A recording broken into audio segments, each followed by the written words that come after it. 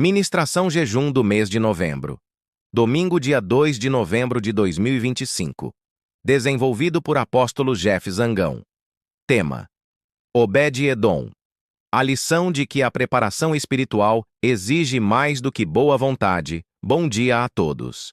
Que a paz e o discernimento do Senhor estejam com cada um de vocês nesta manhã. Hoje, retornamos a uma história de grande impacto no Antigo Testamento, que nos oferece uma lição atemporal sobre o nosso serviço a Deus. Vamos meditar sobre a trajetória da Arca da Aliança e a casa de Obed-Edom, focando no contraste entre a preparação carnal de Davi e a obediência espiritual que Deus realmente exige. Nosso texto base que nos orienta a entender essa lição encontra-se em 2 Samuel 6:12. 6.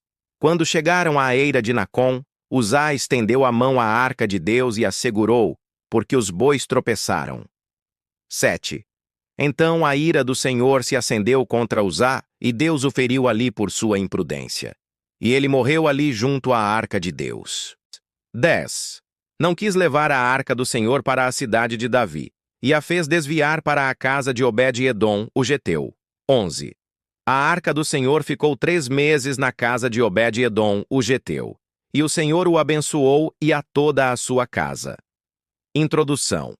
O rei Davi, em sua empolgação e boa intenção, reuniu 30.000 homens e providenciou um carro novo para resgatar a arca. Ele se preparou carnalmente, com grande logística, pompa e recursos humanos, mas falhou em se preparar espiritualmente, consultando a lei de Deus.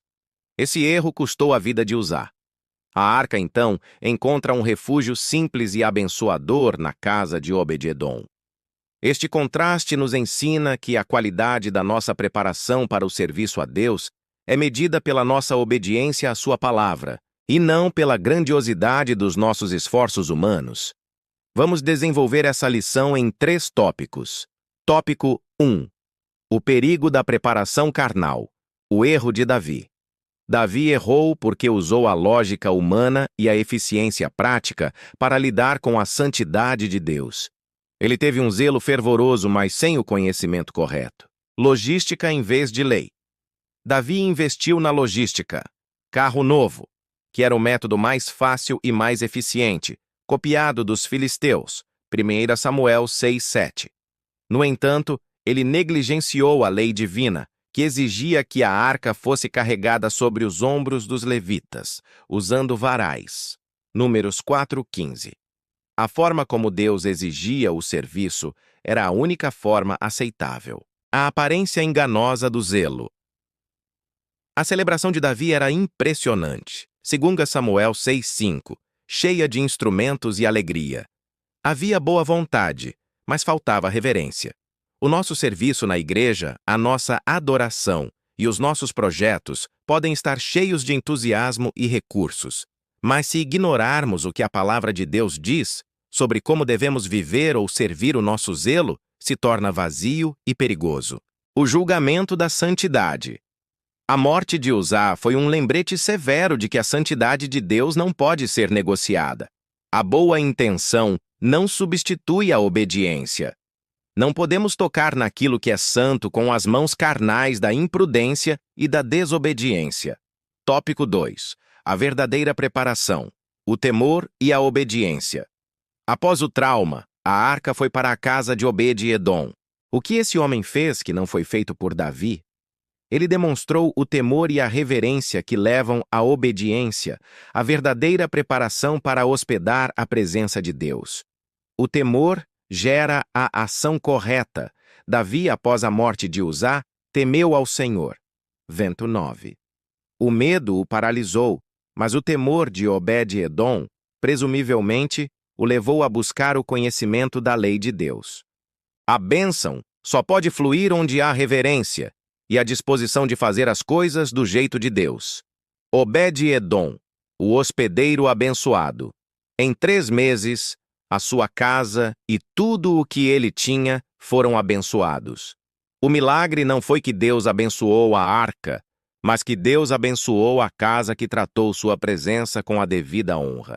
A lição aqui é que a bênção da presença de Deus é liberada não pela nossa capacidade de organizá-la, o carro, mas pela nossa disposição de honrá-la e obedecê-la.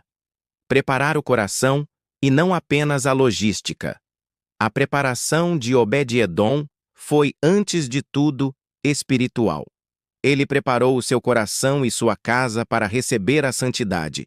Isso nos ensina que a nossa maior preparação para o culto, para o serviço ou para um avivamento não é a técnica, a música ou a estrutura, mas a limpeza e a submissão do nosso coração à palavra. Tópico 3. Alinhamento para a colheita. A bênção exige a correção. A história não termina na casa de Obed-Edom, mas com Davi aprendendo a lição.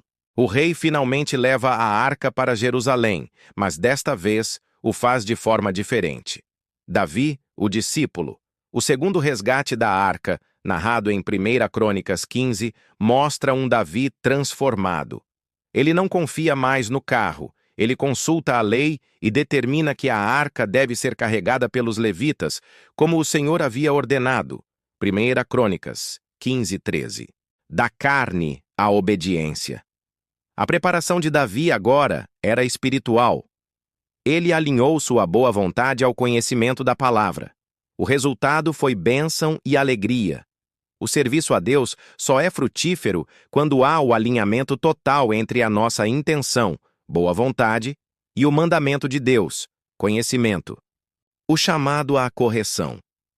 Se houve áreas de nossa vida ou de nosso serviço que resultaram em fracasso ou frustração, a tragédia de usar, precisamos parar e perguntar: eu tenho me preparado mais carnalmente do que espiritualmente? Eu tenho substituído a palavra de Deus pela minha própria lógica? A correção da rota é o primeiro passo para experimentar a bênção que Obed-Edom experimentou. Conclusão.